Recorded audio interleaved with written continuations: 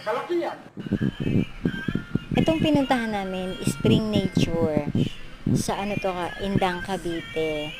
Ang pangalan ng ano niya, ng resort niya is Philomena Spring Nature and Farm. Parang ganun siya. Yun ngayon, doon sa baba yung ano, yung paliguan, yung spring na ano, maganda yung paliguan nila doon. May pool, may so ngayon, nandun kami sa farm. Umakyat kami doon sa may taas. Tapos nakita namin yung farm. Doon kami nag-ikot. Marami rin siyang mga alagang hayop. Ngayon, itong mister ko, nangungulit.